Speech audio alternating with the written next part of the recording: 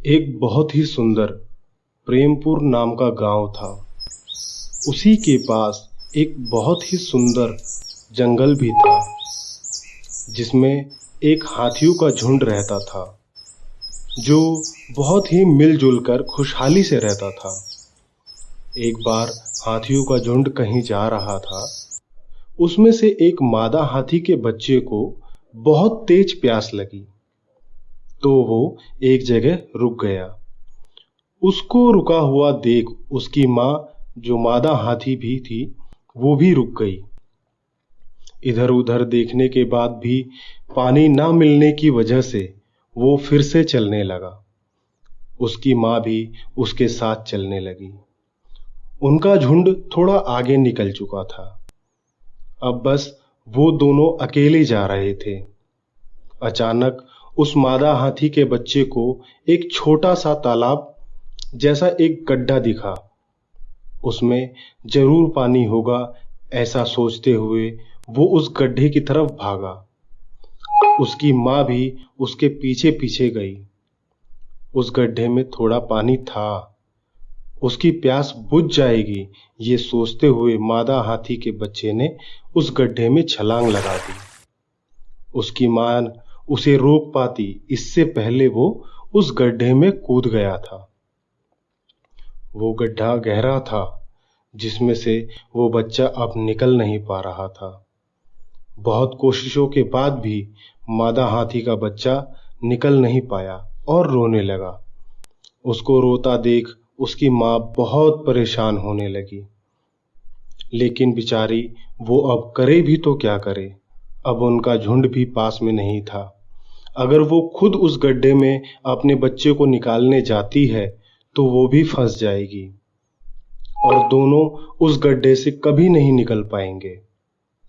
यही सब उस मादा हाथी के दिमाग में चल रहा था।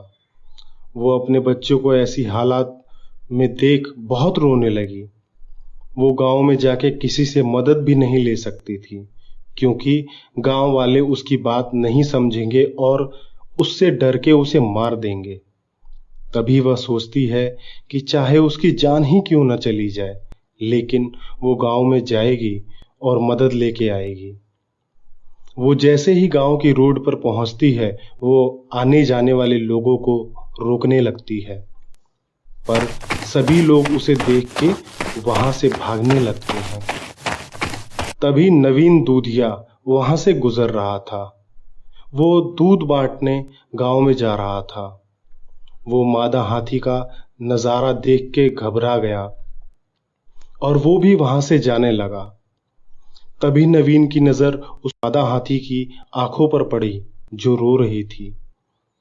जरूर ये मादा हाथी किसी मुसीबत में है और मदद मांग रही है। नवीन ये सोचता हुआ उस मादा हाथी की तरफ बढ़ने लगता है। सभी गांव वाले उसे रोकते हैं, पर वो नहीं मानता और वो उस मादा हाथी के पास जाता है। वो मादा हाथी नवीन को अपनी तरफ आता देख जंगल की तरफ जाने लगती है। नवीन उस मादा हाथी के पीछे जाने लगता है। वो मादा हाथी उस बड़े गड्ढे के पास पहुंचकर खड़ी हो जाती है। जब नवीन उस गड्ढे में झांक कर देखता है, नवीन के होश उड़ जाते हैं। ये क्या? इसमें तो इस मादा हाथी का बच्चा फंसा है। वो भागकर गांव में जाता है और गांव वालों को सारी बात बताता है। कुछ गांव वाले तुरंत नवीन के साथ उस गड्ढे पर जाते हैं। मादा हाथी अभी भी वहीं खड़ी होकर रो रही थी। सब गांव वाले मिलकर कोशिश करने लगते हैं उस मादा हाथी के बच्चे को गड्ढे से बाहर निकालने की, पर निकाल नहीं पाते। कई बार रस्सी टूट जाती है तो कई बार बच्चा फिसल जाता है। फिर से सब कोशिश करते हैं और इस बार बच्चे को गड्ढे से निकालने में कामयाब हो जाते हैं। बच्चा तुरंत अपनी माँ मादा हाथी के पास जाता है। मादा हाथी भी अपने बच्चे को देखकर बहुत खुश होती है और अपनी सूंड उठा के सबका धन्यवाद करती है। फिर मादा हाथी और उसका बच्चा दोनों वहां से चले जाते हैं। सभी गांव वाले नवीन की बहादुरी की बहुत तारीफ करते हैं।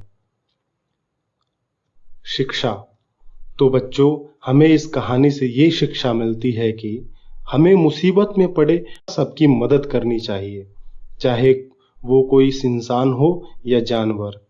इंसानियत यही तो होती है।